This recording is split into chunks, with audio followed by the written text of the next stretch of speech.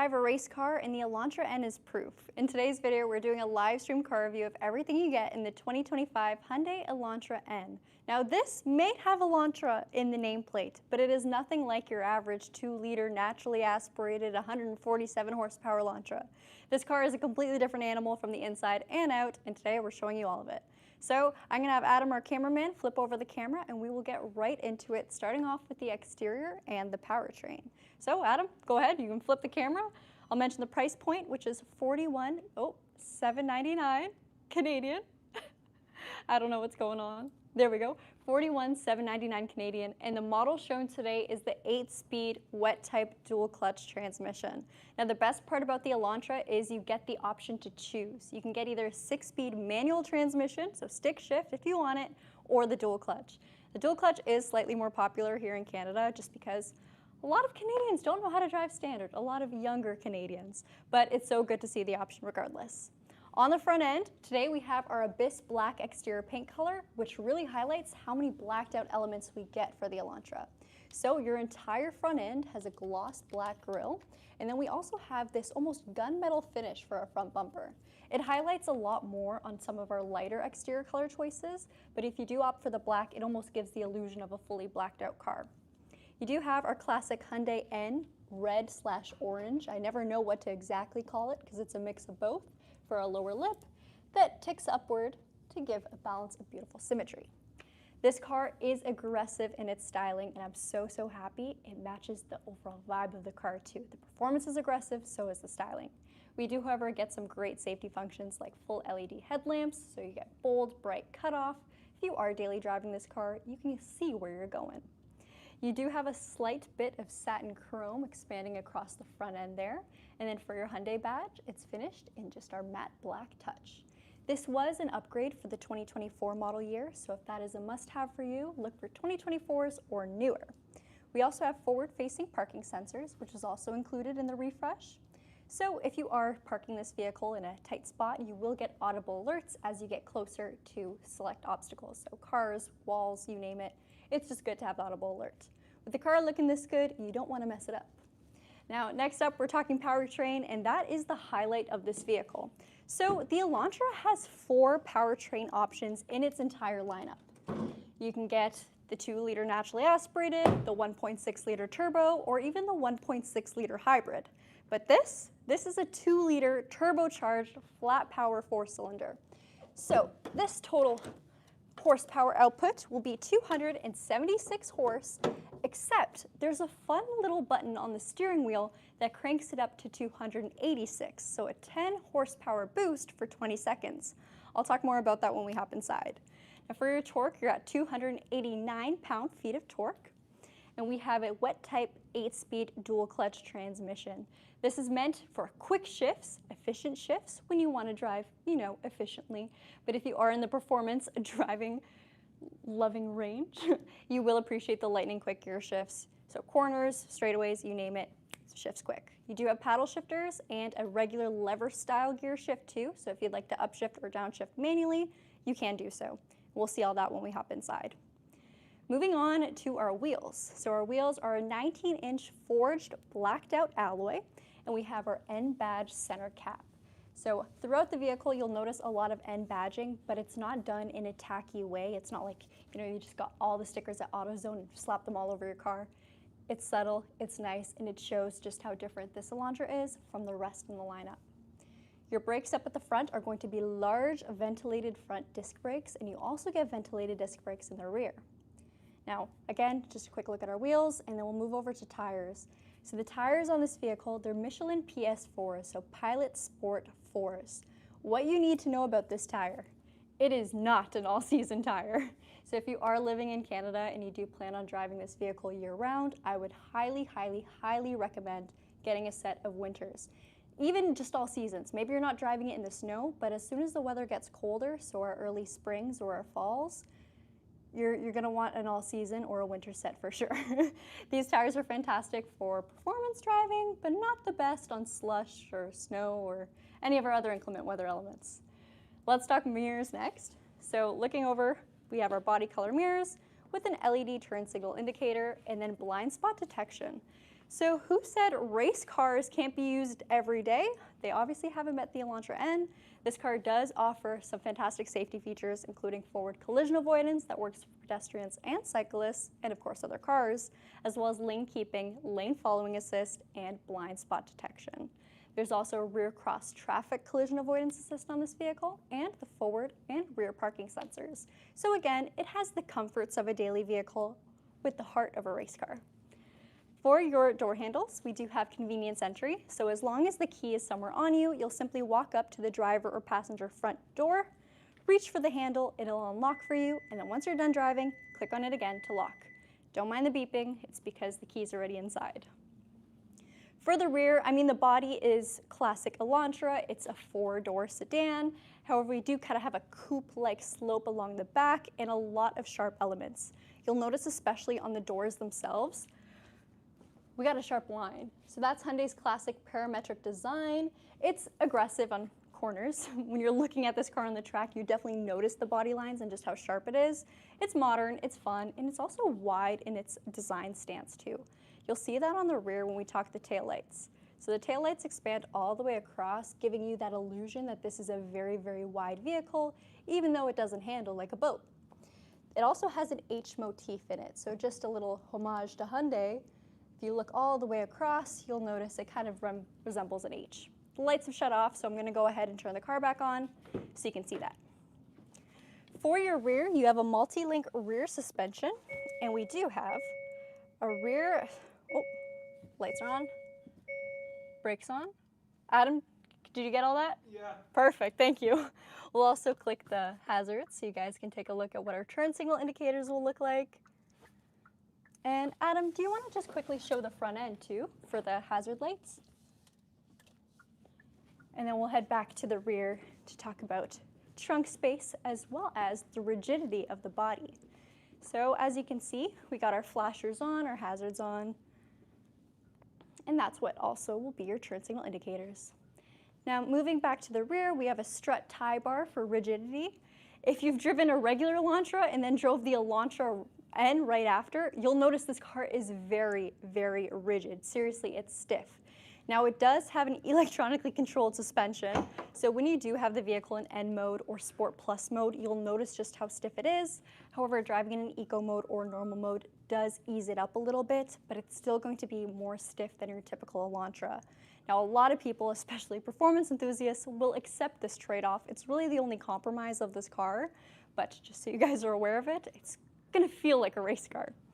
Coming along to the rear, we can already see our strut brace along the back, so that is our reddish orange painted bar. And then underneath our floorboard, we have a tire mobility kit. Now a tire mobility kit makes sense in this car for the weight savings, but essentially this is an inflator kit, so if you ever do get a flat, you can pump it back up, and it does have a sealant too. So if it was a nail or a screw, it just kind of plugs the hole until you can go and get a proper replacement. Just a regular trunk, same trunk space as the typical Elantra. It's very handy. Of course, it's not going to compare to an SUV, but you probably knew that if you were getting a sedan. If you do need to knock down the rear seats, you certainly can do so, but keep in mind you will have your strut bar in the way. So it's not a full pass-through, however you can kind of maneuver your stuff around it if needed. Taillights, LEDs, and I couldn't talk about the Elantra N without talking about the spoiler. So it's a subtle spoiler. It definitely adds to the design of the vehicle, aesthetics, but it's not too in-your-face overwhelming. Hyundai did just release a TCR version of the Elantra N, so a TCR edition, and it has a massive swan-like spoiler. It's very tall. I prefer this, but you guys let me know what you think in the comments. We haven't gotten one of those models yet to review. I'm looking forward to getting one though. Again, your Elantra badging is all blacked out, and same thing with the Hyundai badge. There is a trunk release along the rear, as well as your backup camera, and we have our N badge on the right-hand side. Gotta talk about the exhaust, so we do have an active exhaust, and look at those bores. That is a big bore. So it's dual-sided, or a dual exhaust, one on the left, one on the passenger side, and it is loud. It's loud when it's in N mode or sport mode. However, if you want to tone things down a little bit, eco mode and normal mode will be more subtle. There is also artificial noise that you can pump through the cabin if that's something you're into, and you can go ahead and change the tone. So if you want it to sound like a TCR car or rally car, there's quite a few options, and we'll show you when we hop inside. Your fuel tank. So fuel tank is a 47-liter tank. Hyundai says you can put regular unleaded fuel in it, but if you want the full performance of the Elantra N, I recommend premium, of course. All right. Also, on the topic of fuel efficiency, it's rated about 8 liters, almost 8.9 liters per 100 kilometers combined. So this vehicle, if you're driving it efficiently, can be very forgiving. It's something you can daily. But if you are pedal to the metal, who's in here? Oh, I didn't know you were double shooting it's Charlotte. I thought you were shooting it. Guys, it's Charlotte. Oh my goodness. Okay, sorry. Rare spot. Where was I? 8.9 liters per 100 kilometers, which again is a very reasonable number for a vehicle with this kind of output and this kind of fun. So if you are driving it efficiently, you can see it do better, but chances are if you bought a performance vehicle, you're gonna be given it sometimes. So you could see that number be a bit higher too. Adam will take a quick pan inside before I hop in. I'm just gonna turn off the hazard so you guys don't hear constant clicking. The seats. So the seats are positioned slightly lower than our typical Elantras to give you that low-to-the-ground sports car feeling. They're also manual seats for driver and passenger with 6 ways of configuration for the driver and 4 ways for the passenger. They're sport bucket seats, so they're going to be stiff, but they're also heated with 3 different levels and illuminated. So we have our N badge in the upper seat back area. That is lit up whenever the car is either unlocked or on. I love this subtle design. I think it adds so much fun to the cabin, and we also have quite a bit of blue stitching and blue accents too. So it's not a boring cabin by any means. You can definitely tell that they put some time into the design of it, not just the performance, but the overall design too. Now your speakers are a Bose premium sound system. We got some Alcantara, almost suede mix along our door cards, and that's also the same material we'll find in the inserts of the seat. Like I said, the seats are manual. Your door cells do have N badging. And then we have a regular power express window for the driver and just traditional power windows throughout the rest of the car. There's a slight touch of LED ambient lighting inside. We have our brightness adjustment, our traction control, and then this little thing over here. In some other markets, this is either your drive mode select or whatever, something. In this car, it's nothing, it's just there. So I always like to give the disclaimer. I'll show you guys our gauge clusters quickly, and Adam can work his way over to the passenger side. So we have a fully digitized 10.25-inch display standard on the Elantra N. Right now, it's just in normal mode, so it's not going to look too crazy. Matter of fact, the car just turned off, so it's not going to look like anything at all in a second. But as we wake up the vehicle again, you can see our speedometer and our tach are fully digitized and shown at all times. Now, where the Elantra gets truly fun is when you press these little buttons here. So from default, or from factory, anytime I press this right button, it jumps my car into N mode, which is essentially the most aggressive drive mode you can get on this car. The left-hand paddle will just change the regular drive modes. So we got Eco, Normal, and Sport. Sport's pretty fun and aggressive, but not as crazy as N mode. However, one thing you can do with this car is press and hold this button to go ahead and change what it does. So my left-hand button, if I'd like it to jump into starting a record a lap timer, I can press that.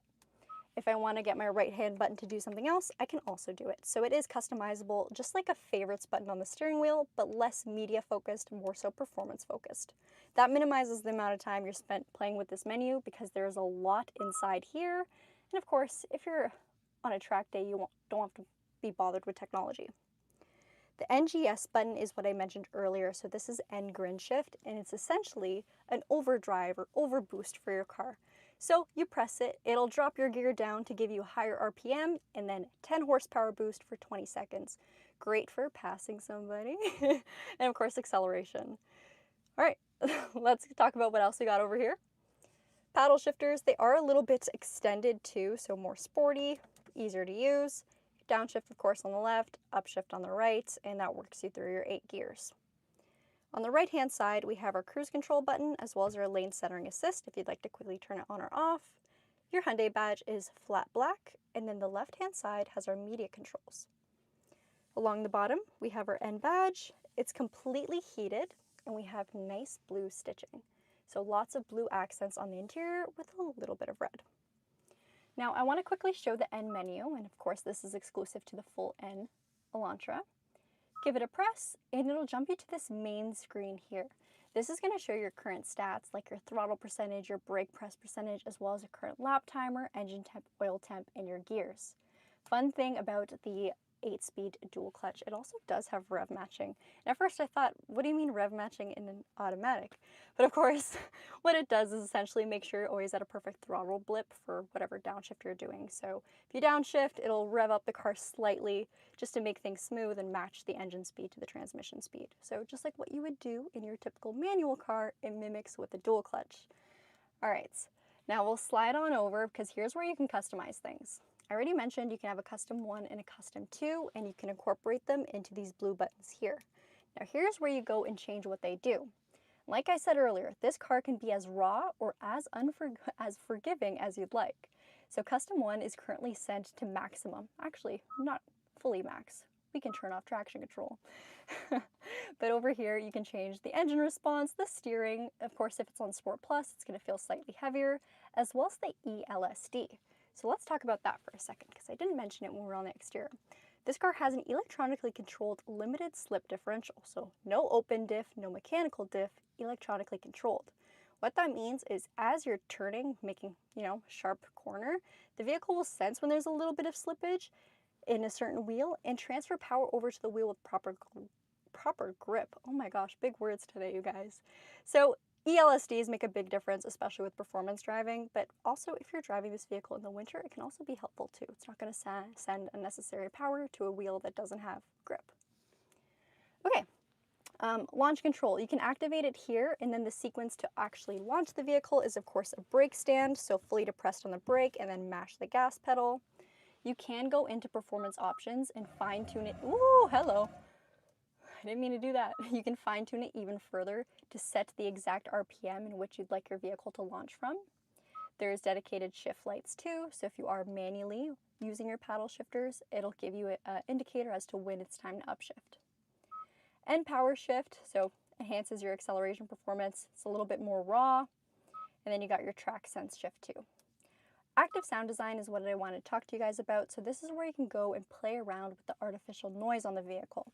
Now, we already know the actual exhaust does have a good note from factory. It pops, it bangs, it's aggressive, but it can also be toned down. But if you want more noise in the cabin, here is what you do. So you can set it to largest change if you want the most, and then advanced settings is where you can change the tone of it. So if you want it to be sporty, high performance, or a rally car, there's also the TCR option. If you click on the gear icon here, you can make your fine tunes just to make it completely yours and your preference. Then of course, since we got a Bose premium sound system, it's going to sound really good. All right, I'm going to give the camera back to Adam, and then we'll talk about some of the other things in this car.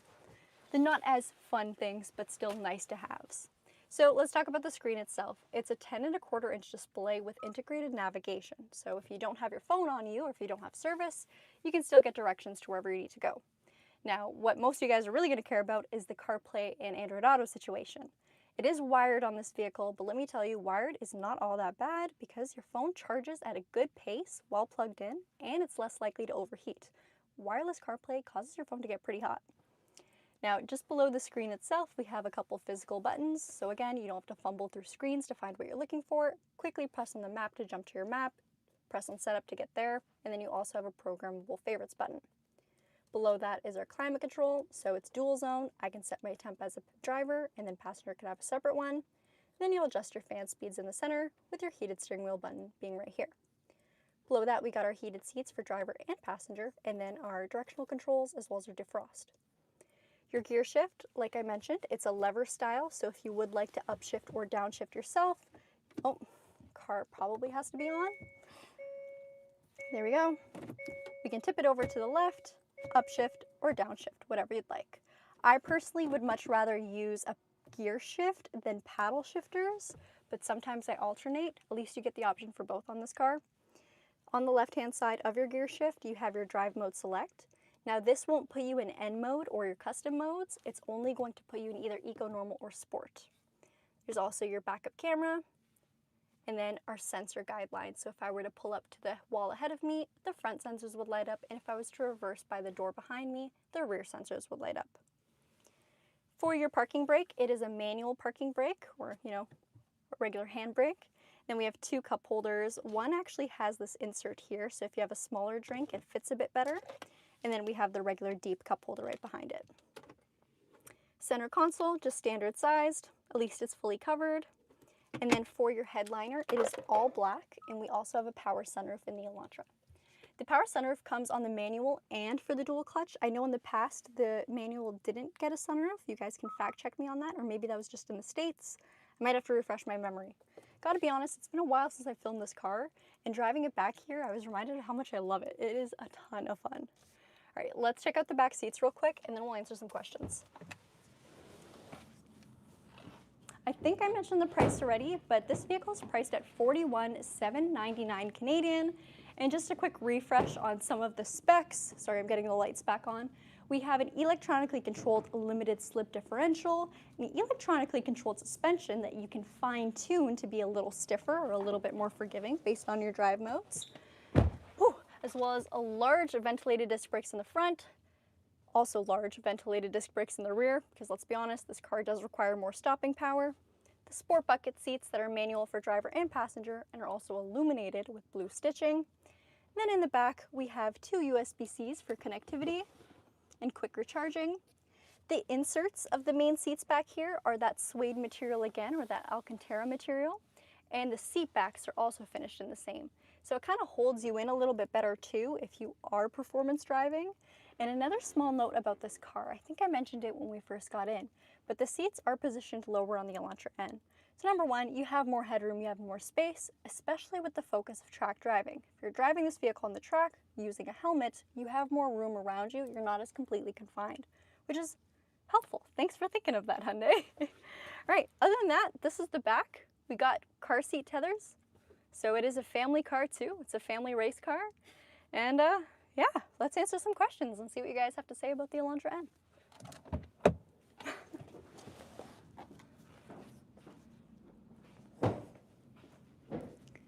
Whew. And again, it's been a while since I filmed one of these. I really do like this car. The first time I ever filmed one, it was black just like this, so the Abyss black color option. And the first time I filmed it, we actually did a test drive video as well too. So that was a ton of fun. Thanks, Adam. Let's go in and see what you guys have to say.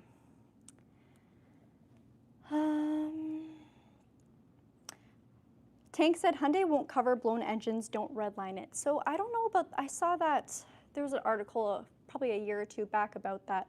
I didn't know the specifics of that. Now with that being said, Hyundai did build this vehicle with the idea of, you know, being a race-friendly, everyday sports sedan. I wouldn't imagine they would, you know, deny a warranty on just redlining, so I feel like there's probably something a little deeper. I mean, if you're constantly redlining your vehicle, just sitting there mashing the gas pedal, yeah, that's, you know, the car's not meant for that. But if you are just having fun with this car, you know, tracking it every once in a while, that's what they built the car for. How reliable is the car? Well, that's a pretty vague question. I mean, we haven't seen any major issues with the Elantra N at all, but with that being said, are you servicing your vehicle? Who is servicing your vehicle? If your vehicle is being properly taken care of, yes, it's a reliable car. What is the horsepower? 276 horse, and that actually goes up to 286. Sorry, 286 with the 10 horsepower boost on the N grid shift. Ryan said, sorry for the delay, guys. I'm busy at the track today. Ryan, it's raining. So does it take premium gas? I would recommend putting premium fuel in it. Yes, it is technically able to take regular grade, so 87, but if you want to reap the full benefits, then your premium fuel is the best bet. Tank said that's pretty good horsepower. It absolutely is. It is quite the improvement from the other trim levels of the Elantra 2. So if you've driven the Elantra, you kind of love it, but you want something a little bit more, this is the car for you. And again, it's definitely going to be a little bit more raw than a regular Elantra or the Elantra N line, but it's still fairly dailyable. It's still fairly comfortable.